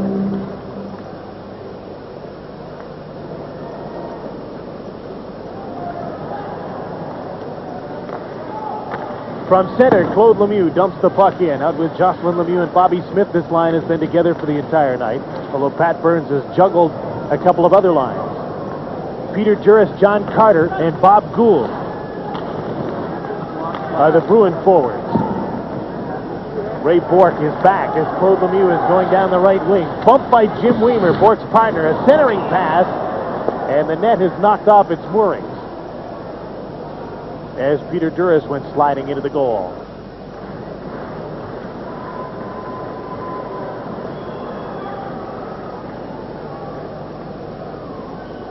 Jim, we said Ludwig was a good ball player. We saw him kick the puck pretty good tonight. He's a good soccer player. Maybe he should start doing some of those Bo Jackson commercials. He suggested that to Pat Burns, and he said, yeah, but he doesn't know diddly. Bob Gould's shot blocked by Jocelyn Lemieux. Here's John Carter in after the puck. Spun around and knocked down by Bobby Smith. Bobby Gould with a backhand shot, deflected by Ludwig to the corner. Jirki Lume. 2 minutes into the third period, Boston 2-0. Up the boards for Bobby Smith. He couldn't take the pass. And here comes Jocelyn Lemieux. Lost the puck to Carter. Number 31, John Carter, fires the shot. Hayward made the save. Cam Neely's on the ice. Neely out with Janney. Joyce to join them in just a moment. The big Boston forward line.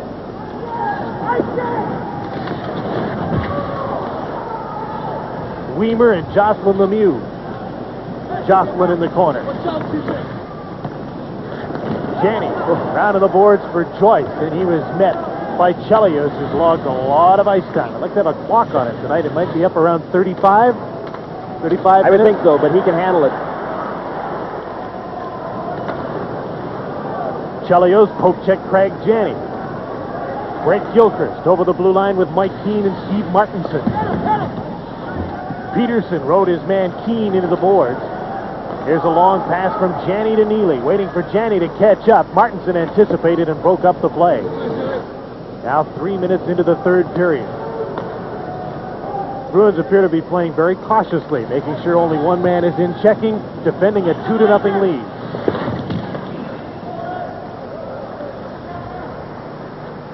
Bruins are playing one man in for checking. You mentioned something. I want you to talk about this again. Our pal Raj is coaching the Rangers, and he's playing no men in.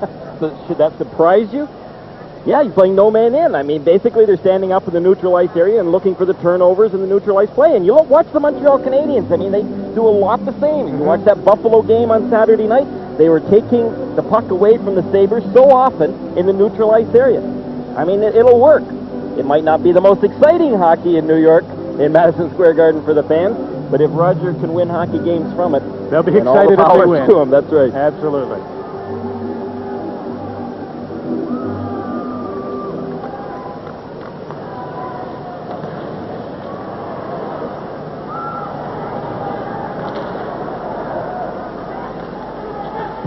Richer, LeBeau, and Corson on the ice for the Canadiens.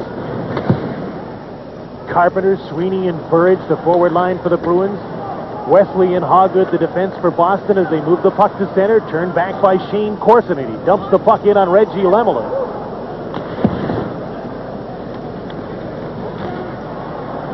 Now Carpenter blasts one in just wide of Brian Hayward in the Canadian set. Corson bumped by Bob Sweeney. Ludwig in after the puck, and he'll play it behind the net for Lume. Corson at center. Bumped into Wesley. Back for the puck is Hoggood. Took a glance over his shoulder to see who was coming. Played the puck on the boards to Sweeney. Now back to Wesley.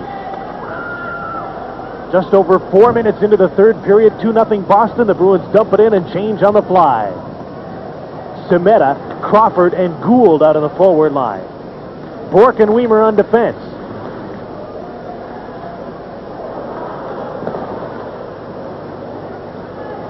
Gould in on the right wing. Checked by Lefebvre. Lefebvre pushed his man to the boards. Here's Semeta.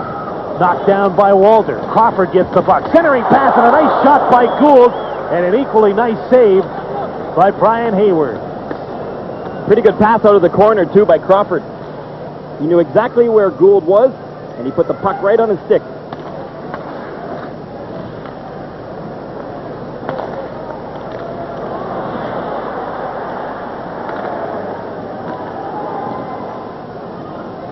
Now the Bruins dump the puck in from center and change once again. 30-second shift. Changing on the fly. Here's a turnover. Janney's in alone. Nice save by Hayward on Janney, who was trying to go high to that stick side.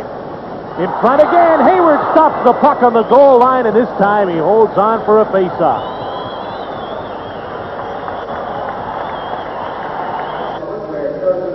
On that last play, the Canadiens got themselves into trouble. But they're gambling. They've got to gamble right now.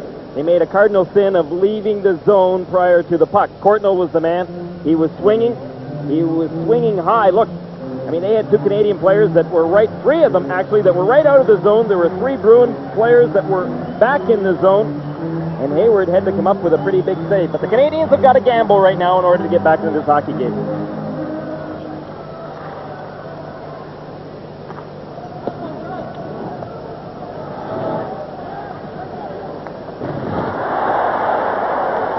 Another hit by Cam Neely. This time, Jyrki Lumme was the recipient. Bob Joyce, no slouch in the corners, has the puck. Pushed by Lumme. Neely comes in after the puck. Kicks it along the boards. Gilchrist stays with Neely. Neely wins the battle, comes out with the puck. Back in the point. Peterson's weak shot. He had to kick it up to his stick, and then his weak shot went wide. Quintel hit Martinson. Janney into the middle. Neely couldn't hang on to the puck. 13:50 to play, third period. 2-0 Boston as the Canadiens dump the puck in. Joyce with Janney and Neely.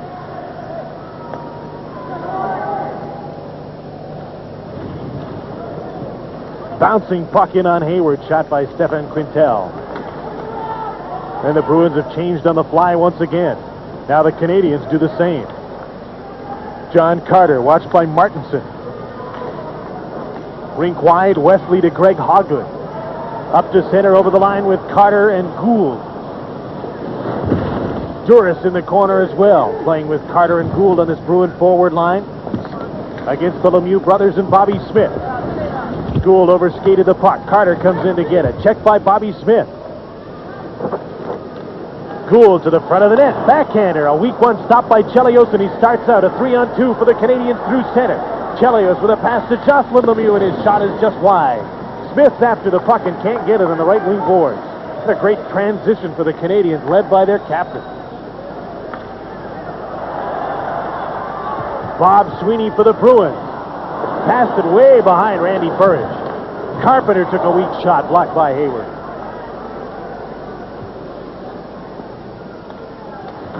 Carpenter with Burridge.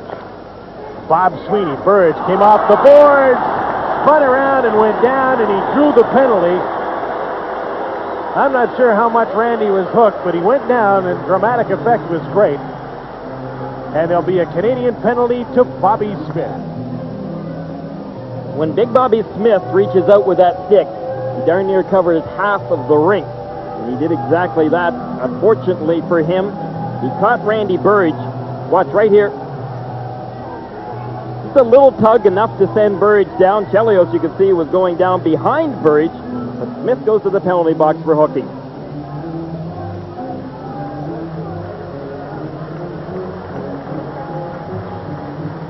So the Bruins 1 for 4 with a man advantage, go to work on a power play here. And again, a chance to put the Canadiens away. That might not have been called that penalty in the neutral ice area, but because it was in the offensive zone for the Bruins, Burridge was heading for the net. It was called.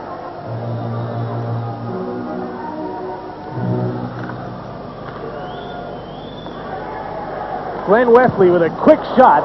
Screening in front was Sweeney. Shot over the net by Carpenter, who's done that a couple of times tonight. Blasted it wide. Ryan Walter is without a stick. Burridge at the side of the net. Bob Sweeney. Back to Ray Bork. Sweeney. Back in the other point. Wesley faked the shot. Bork drives one, and it's blocked by Chorsky. Ryan Walter broke his stick, is still without one as the Canadiens box it up. Here's Carpenter right in front. Shoots it. Hayward to save. Standing up, and Carpenter was knocked down. And Hayward holds on at the side of the net. Nice save by Hayward, who stayed on his feet. Well, Hayward did his job. Not a bad job either by Chorsky. You see how Chorsky was rushing the point. There was no way that he was going to let Raymond Bourque shoot from that point. But the problem is, when you do rush the point, you open up that gap in the slot, and that's what the Bruins were looking for. Carpenter comes out of the corner. He's got his head up. He's got a little bit too much room. But again, the fault also was because Ryan Walter lost his stick. So the Canadiens were in big trouble. And Ludwig was over at the boards, not in the play. And Carpenter's had a couple of great chances tonight. At least that time he hit the net. Earlier he blasted a couple wide. When you get into trouble and you've got great goaltending, as the Canadiens do, it gets you out of a lot of trouble quickly. Now Janney's out to take the face-off against Brett Gilchrist. Janney, Neely, and Joyce, Bourque, and Wesley. First period goals by Neely on the power play, and Randy Burridge with the Bruins' first even-strength goal of the year at Boston out front, 2-0. Kind of a dangerous move by Chelios coming out of his own end zone there. Made a quick pivot, came out, threw the puck up the middle with his backhand, but he knew where he was putting it, and he's got the experience to get away with it. Keane and Gilchrist, a couple of good, hard-working sophomore pros for the Canadiens up front, with Chelios and Ludwig, the defenseman, killing this penalty. Wesley blasts one, deflected by Chelios, high and wide. 50 seconds to go in the penalty to Bobby Smith. Here's Ray Bourque into the middle. Up to Janney, lost his balance. Back on the point to Bourque. Wesley's on the other side. Gilchrist got the puck in his skates. Can't quite get it outside the blue line.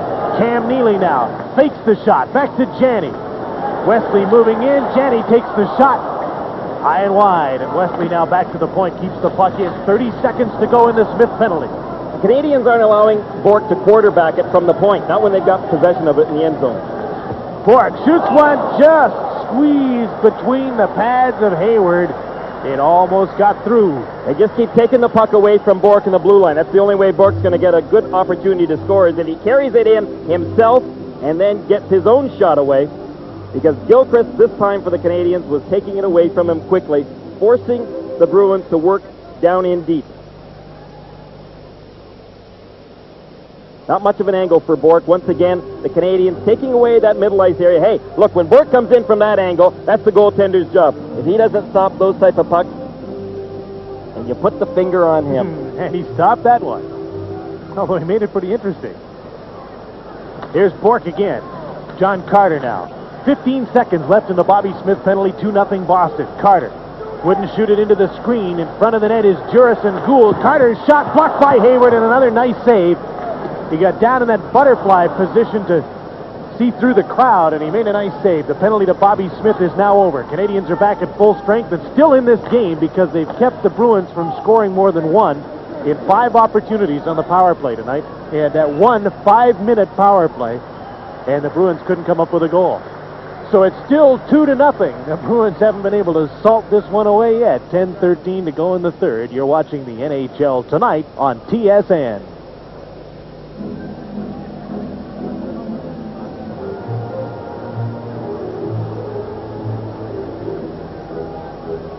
Ted Sater doesn't have a headset up to his assistant coach, Gordie Clark. Their headsets have been broken. They've had no communication. They've got new ones on the way. Al Peterson with a shot that was deflected and slowly just went wide of the Montreal post.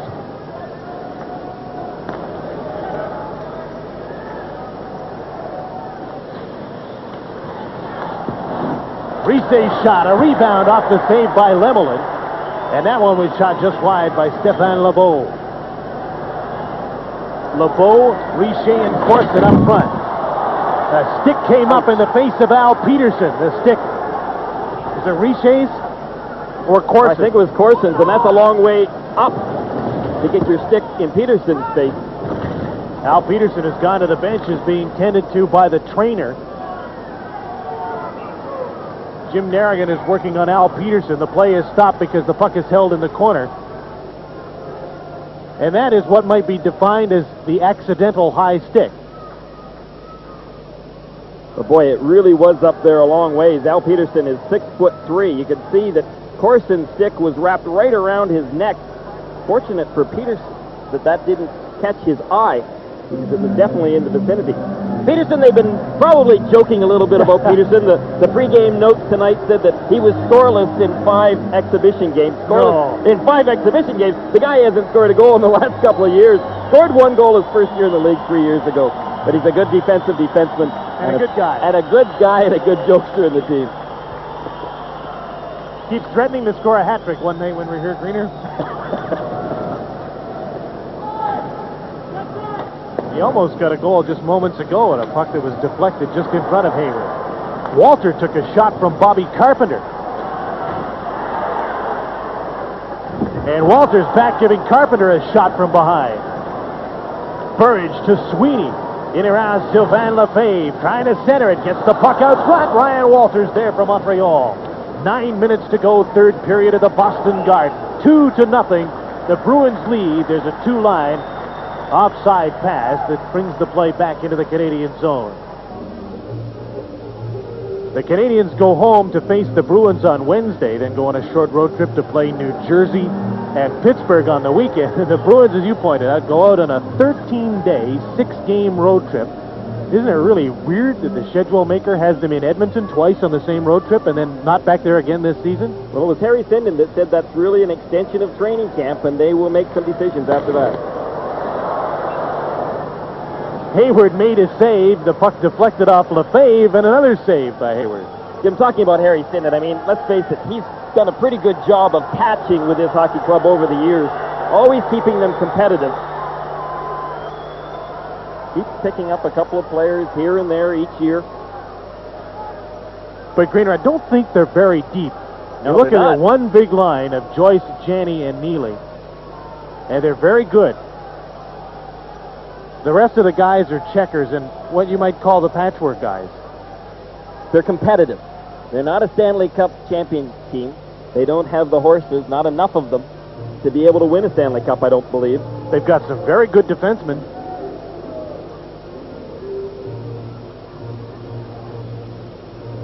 Carpenter's played a lot tonight, taking all the big face-offs. He lost this one to Brent Gilchrist.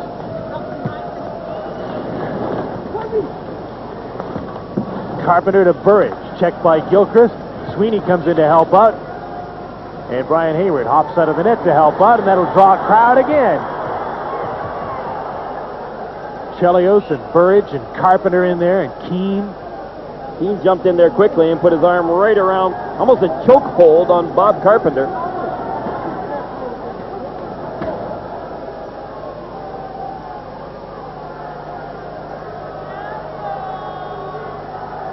Been some good hits in this game. There's been some reason for players to be a little mad at each other.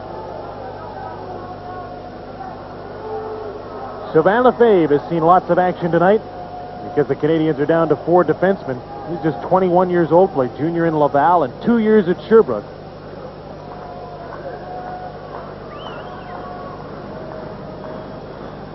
Neely and Burridge had the first period goals for Boston. Sweeney moves in to take the face-off, but he's been a center. And he won the draw. Ray Bourque shoots it. Hayward the save. Big rebound. Carpenter shoots. Another save by Hayward. 2 very good saves by Brian Hayward off Bourque and Carpenter. And the Canadiens are still in this game, although running short on time. Just over 8 minutes to play third period. 36-17 the shots now in favor of Boston. Bruins are changing on the fly. Martinson's pass. He gave it away to Bob Sweeney. Off the boards to Burridge and out to center. Chelios waiting for mates to get onside. Gets the puck to Gilchrist, to Mike Keane. A backhand shot. Put it off the post, off the crossbar and out of play. And a great chance for the Canadiens to close to within 1.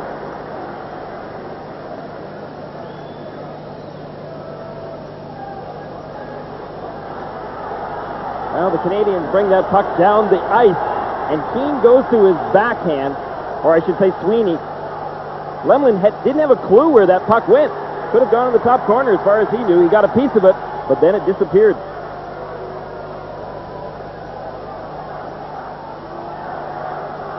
And now some more jawing after the whistle had gone. Watch right from the face-off. Now Raymond Bourque to the bottom of your screen. No one's coming out at him. I think it was Martinson that tried to come out at him, but there was a good pick play on him, and as a result, it was Martinson. Carpenter ran the pick on Martinson, and as a result, Raymond Bourque had an excellent opportunity to walk right in, winning those faceoffs and drawing it back to a guy like Raymond Bourque. Oh.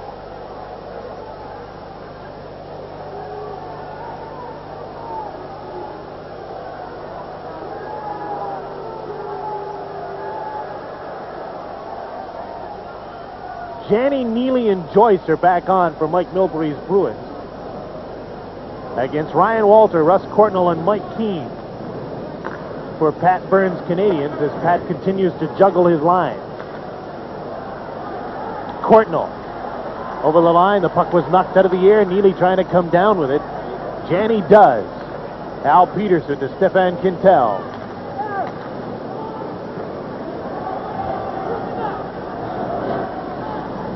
Lume to center. Quintel is there to stop the puck, and he gets it back to Janny, who almost ran into Neely.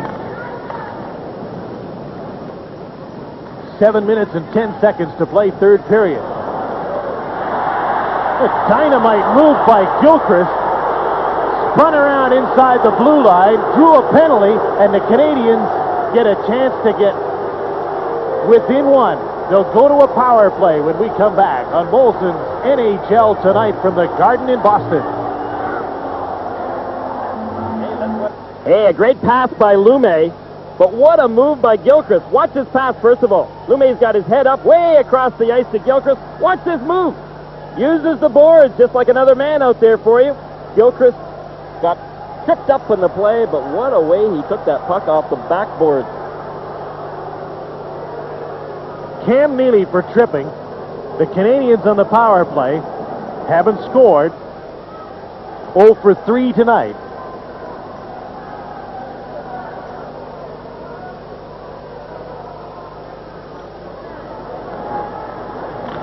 Richer fires his shot.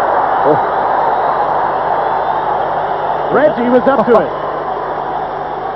Great save by Reggie Lemelin. And another nice shot by Richer. How important those face-offs are. We saw it for the Bruins on Raymond Bourque. This time it goes back to Richer. Look, he's got all the time in the world. He just fires that puck. And Lemelin was already doing the split, and he got that glove up and snapped it right out of the air.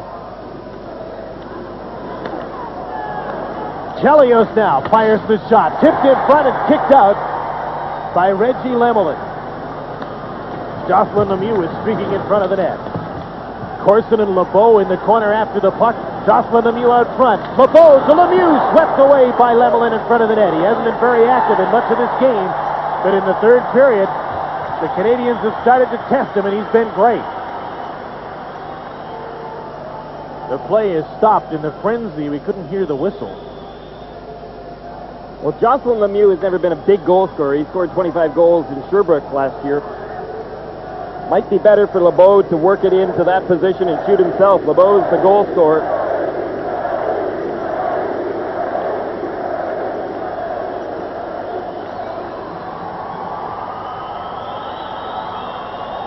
Pretty good split in goaltending chores last year for the Bruins.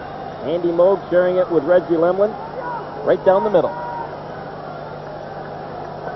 Reggie's lifetime record against the Canadiens is 7-15-4, and he didn't win against Montreal.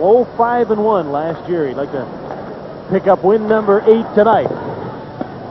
1 minute and 25 seconds left in the Cam Neely minor penalty.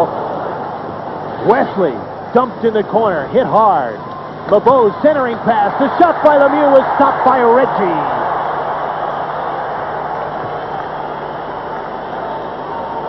Richer and Chelios. LeBeau, Jocelyn Lemieux, and Corson. Richer blasts one. Stopped by Reggie and knocked away before it could go in behind him. Chelios to the front of the net. Here's a chance for Corson. Spins in the corner. 50 seconds to go in the penalty. Jocelyn Lemieux to Shane Corson. Corson to the point. Chelios on the other side to Richer. Screen shot. Hit a skate in front. Burridge gets the puck, and he gets it down the ice. 35 seconds to go in the penalty. Now the Canadiens wind it up at center again. Richer carries the puck. Blasts the shot. Reggie makes the save.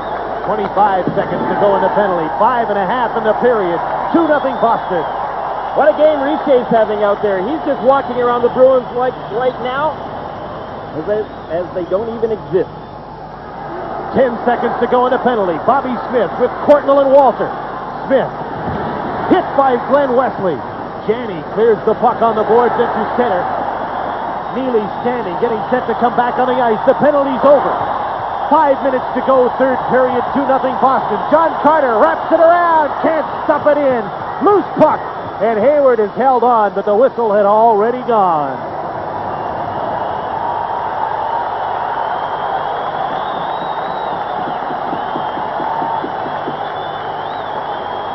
Richer can really put some moves on out there. Watch Richer right from the neutral ice area. This is Raymond Bourque he's up against, folks. He walked around Raymond Bourque like there was nothing at all to Bourque.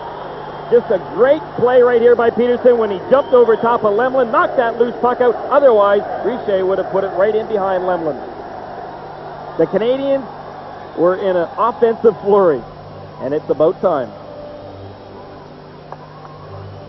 Alan Peterson using his reach to poke the puck away from the crease. Knock him for his offense, but he's pretty good defensively. And that's what he's paid for. 4:56 is the time remaining in the third period. This guy's having fun, isn't he? I don't know how much fun it is to be down 2-0, but you're right, he's playing very loosely. To the great hockey players, they don't like to lose, but if they're playing well out there, that's all they can do, is take care of themselves, and that's all Pat Burns expects of Richer this year. Joyce pumped hard with Lume. Carpenter pumped with Smith. Ryan Walter to center to Russ Courtnall. Ray Bourque to Jim Weimer. Weimer dumps the puck in. After it is Bob Sweeney, number 20.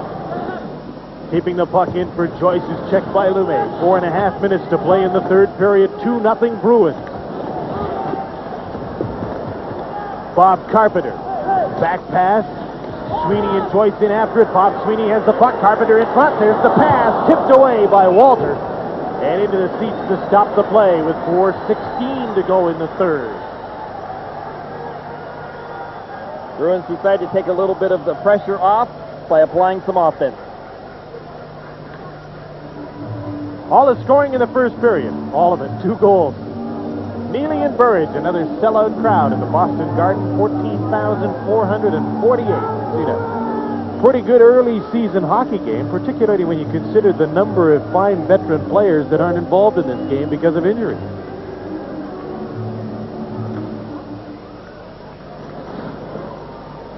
Craig Janney stick handles in the corner against Gilchrist. Janney trying to come out, knocked down. Janney behind the net. Neely's out front. Too many Canadians for Janney to deal with in behind the net. Here's Hoggett, faked the shot, took a weak one, hit the ankle of Burridge.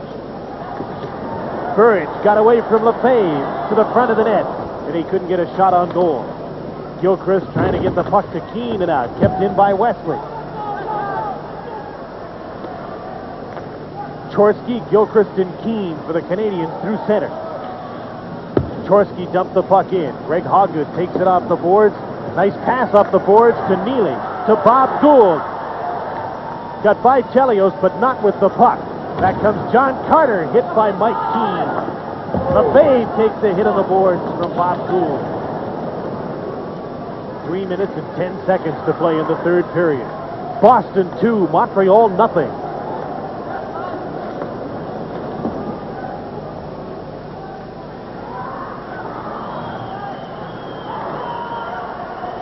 Gould to Juris. His long shot is just wide of the Canadiens' goal. Boston completing a line change. Carpenter is out there with Juris and Gould.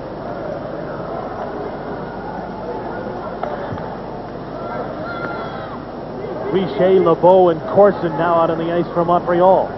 And another quick change for the Boston Bruins. Dumped at the blue line was Corson by Bork, who's lost his stick.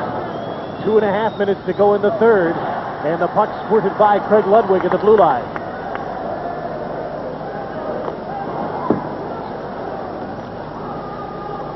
Weimer to Burridge. Bruins will take no chances, trying to preserve this 2-0 lead.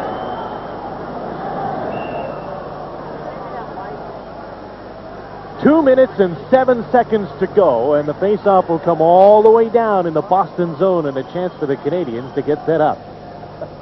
The bodies have been flying on the ice tonight. There have been, folks, about a dozen fights in the stands. Corson went down hard. I mean, that shows you the strength of Raymond Bourque. There was no way, after Richer got around Bourque, there was no way that Corson was about to get around Bourque that time. This place is crazy. Yeah, it's one of the nuttier buildings to come to. Everybody's right on top of the action on. When they build the new Boston Garden, which is supposed to open for the '93 season, it's going to have more seats, but it's still going to go straight up from the ice. So even in the cheapest seats, you'll be right on top of the ice. Maybe a long ways up in the air, but right over the ice. It's a smart move on their part, Tim. Under 2 minutes to go. And the Bruins, after that faceoff, got the puck right back down in the Montreal zone. Out of the corner, Stephen LeBeau came with the puck. Down the ice, Bourque chases it. No icing, the Canadiens make the change. Neely and Corson eyeing each other and jawing here in the late going. Corson staying right with Neely at center. Minute and 25 seconds to go. Third period. Corson gave Joyce a friendly little chop on the back of the ankles, and Dave Newell saw him and said something to him, and Corson snapped back at him. Ray Bourque to center. 1:09 to go. Hayward started for the bench, got halfway, and then play was stopped, and Corson has been cruising around for this entire shift, looking for some action, trying to find a partner, and the Bruins with a 2-0 lead seem somewhat reluctant to take him up on his offer. There's always Wednesday night. And Dave Newell has seen enough and is going to give Corson a penalty. He watched him closely for that whole shift. In fact, I think told him to lay off once, and now he's given him a misconduct to go with the penalty issued first, and Corson's gone.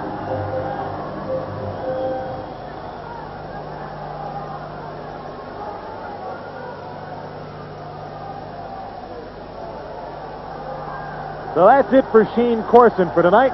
Some parting words and on to the dressing room. And always a dangerous place to leave a game at any time during the hockey game, but especially between these two teams, and the visiting player has to walk right beside the Bruins bench to get out of the rink.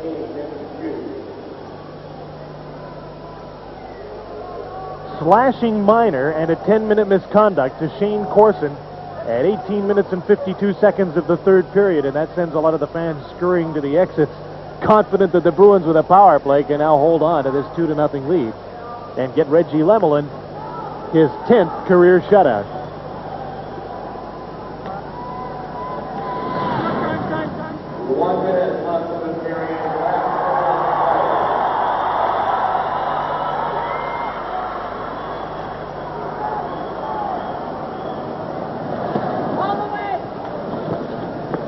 Burridge to Carpenter's played a lot. Sweeney back to the line. Wesley's shot. The Canadiens haven't been able to get Courtnall loose tonight. He's got great speed, but he hasn't been able to utilize it in this building.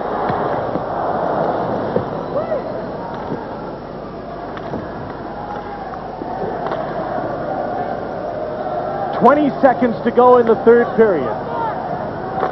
The last time the Bruins beat the Canadiens here was late in the '88 season in February.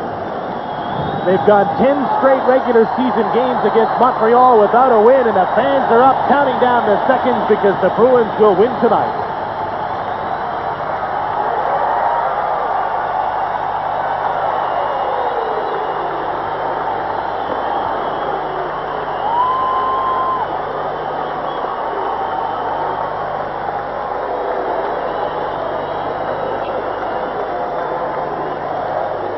Well, the Bruins deserve this win. They worked very hard out there, and even though they had as many injuries coming into this game as the Canadiens did, they really pulled their act together after a tough loss in Quebec Saturday night. Mike Milbury's got to be pretty happy as to what he's seen tonight. These Adams division rivals are now both 2-1. Reggie Lemelin records the second shutout in the NHL this season and the 10th of his career, defeating the Montreal Canadiens at the Garden 2-0 tonight. This is Molson, NHL Tonight from the Garden in Boston.